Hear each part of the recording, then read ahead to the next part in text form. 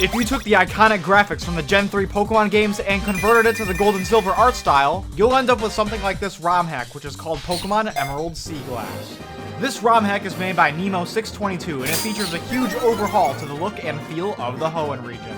For my first playthrough, I wanted to attempt a hardcore Nuzlocke challenge, which means I can only catch the first Pokemon on each route. Use of items is banned in battling, other than held items. And if a Pokemon faints, it's dead and can't be used. Also, if I lose a Pokemon battle, that completely ends the game.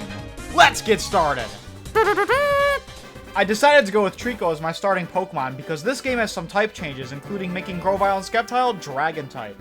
After gaining a few levels from wild Pokemon, I head up to fight my rival, who is Lyra in this game. We knock out her Torchic and get our Pokeballs so we can get some new members for the team. My encounter on Route 101 is a Sentret, and I thought this was some bullshit because there are other better Pokemon available.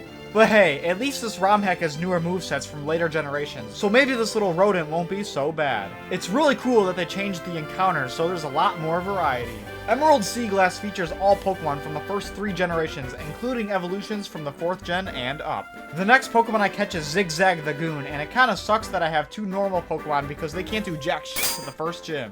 The Pokemart near the beginning of the game also sells TMs, which is pretty cool, and these are the moves that cause weather effects. In Route 102, I find Surskit, which I snag and add to the team. At first, these trainers can't stand the power of my early game Pokemon, and I sweep through them like bugs on a bumper, but then I tried to go heal at Petalburg City and accidentally ran into the last trainer before healing. This absolutely sucked because all my Pokemon were on low health, and eventually my little Zigzagoon got knocked out by a Bellsprout. This is terrible that I already lost a Pokemon this early in the game, and I feel like a dumbass idiot, but we'll have to deal with it and move on. Berries, yummy.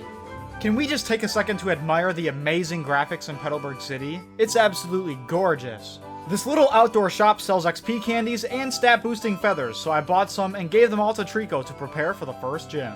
After saying hello to my dad, we then see Scott the Bot, who gives me an XP share and allows my mons to gain experience all together. In the next route, I come across a Pika-Blue and add it to the team. Unfortunately, this little blue dope doesn't have the huge power ability, so it's really not that strong. After defeating some trainers, we enter Petalburg Woods, catch a Wurmple, and battle Team Aqua, and this time he has a Wailmer on his team, which is pretty cool change. Why the f*** is Rich Boy Winston snowboarding in the grass? There we go, Wurmple becomes a Silcoon. We now reach Rustboro City, and this place has some really cool architecture with the Gen 2 graphics. You can also encounter wild Pokemon here in the city, and I got a Mankey. Now, there's a wishing well added in Rustboro that gives you a random Pokemon, and I always considered gift Pokemon fair use in Nuzlocke. But I feel like I kinda cheated here because I kept throwing in wishing stars for new Pokemon until I got a Magby who I thought would help with type diversity. So after a tiny bit of cheating, I decided to at least battle the trainers in the first gym to level up my Marill, and this trainer even has a Bonsai, so it was cool to see a Gen 4 Pokemon in this game. In Route 116, I catch a Skitty, which I really don't need, and then proceed to battle the available trainers here and evolve my Silcoon into Beautifly. I grab a Whismur from Rust Earth Tunnel, as expected, and now I decide it's time to take on the gym leader, Roxanne. Now in this ROM hack, she has the 2 Hoenn Fossil Pokemon, which is pretty freaking gnarly, and the almighty Prince Lilip is an absolute wall, of course, and that is not surprising. Nosepass almost annihilates my Treecko by getting it down to 1 HP, then my Marill down to 2 HP, and then my Sentret down to 1 HP. Holy shit, I was not expecting that. Now I make the decision to sacrifice my Sentret so I can get a safe switch into Treecko, who then knocks out the Big Nose Compass and secures a dub. Not a big deal, because now I can switch in Mankey to take its place. Now you probably thought I was crying because I had to say goodbye to my first 2 Pokemon for the Nuzlocke. But I'm gonna tell you that I didn't shed a single f***ing tear because those Pokemon sucked ass. We then take on the Aqua Grunt in Rust Earth Tunnel and finally evolve Treecko into Grovyle. Now like I said earlier, Grovyle is Dragon type in this game, so that's pretty badass. What's also cool in this game is you don't have to actually teach HM Cut to your Pokemon, you can just use it. I take on the rest of the trainers in Route 116 and we head to Dewford Town. You can battle wild Pokemon here too, and I snagged its Halo in the wild.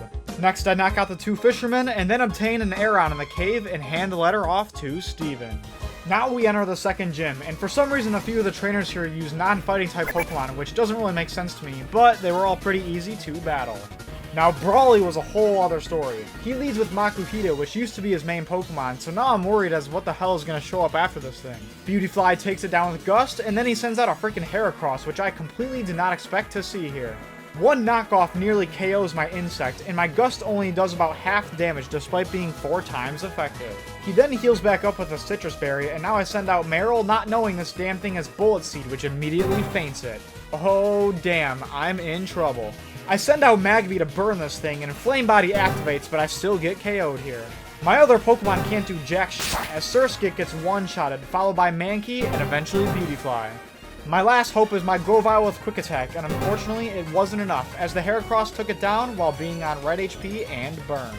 Damn it, that's GG here, as my hardcore Nuzlocke rules end the run upon losing a battle.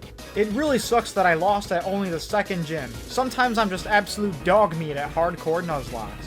Well, that's gonna end it here. There's still so much more cool features of Emerald Seaglass I didn't get to show off, so please go ahead and check out the ROM hack for yourself. Thanks for watching, and I'll see you guys in the next one.